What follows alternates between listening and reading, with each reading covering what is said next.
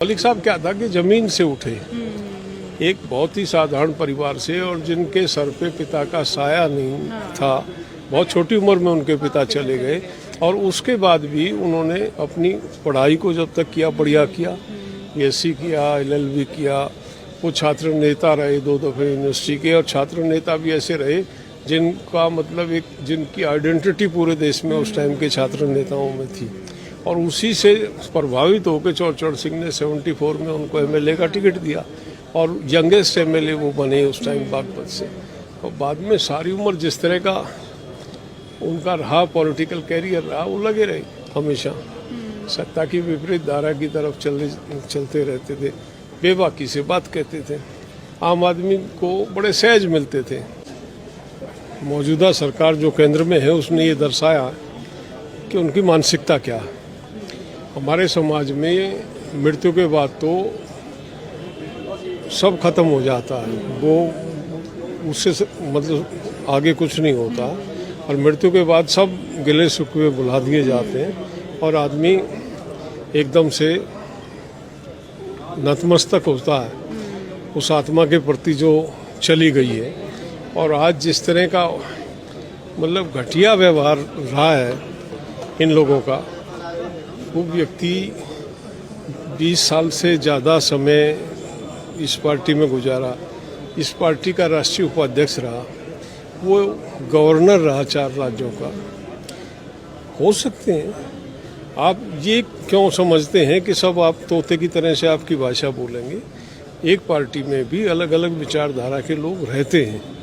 ये तो एक फासिस्ट बना हुआ ना, जिस तरह का व्यवहार है इन्होंने कि पूरी पार्टी को इस तरह से, एक छोटे से छोटा कार्यकर्ता भी बीजेपी का यहाँ नहीं है डिस्क्रिमिनेशन, उसको ये डर है, उसकी कोई गिनती नहीं है, लेकिन उसको ये डर है कि हाईकमांड तक खबर ना, कोई देख ना ले।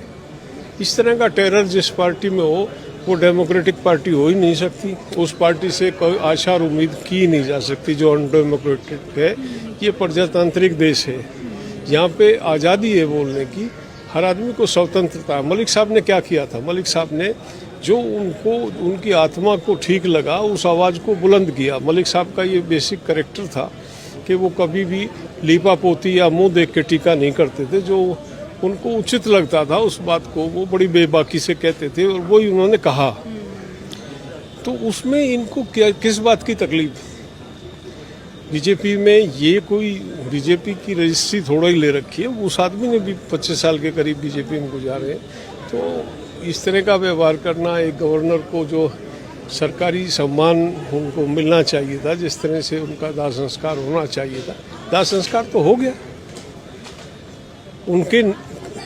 उन्होंने अपना चरित्र दिखा दिया, उन्होंने बता दिया कि हम कितने संकीर्ण हैं, कितनी विकृत मानसिकता के लोग हैं, जो आदमी को मृत्यु के बाद भी वहाँ अपने बदले लेने का प्रयास करते हैं।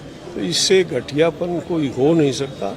और मैं तो मतलब घृणा हुई आज इस बात से कि इस तरह की सोच के अगर लोग हैं इस पार्टी में, और इस तरह के बंधुआ इनके फॉलोअर हैं जो चाह के भी यहाँ तक नहीं पहुँच पाए, तो धिक्कार है ऐसी पार्टी, ऐसे राजनीतिक दल और संगठन में। हम तो किसान हैं, सबके दुख हम कोई डिस्क्रिमिनेशन नहीं होता। जहाँ भी दुख होता है अपने घर नहीं, किसी अपरिचित के घर भी पता चल जाता, कोई डेड बॉडी जा रही है तो उसके पीछे 10 कदम चलते हैं।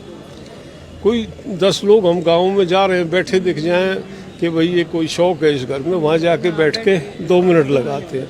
तो ये हमारी सभ्यता है, संस्कृति है, और ये इस तरह का आचरण कर रहे हैं, तो जितनी निंदा इसकी की जाए उतनी कम है।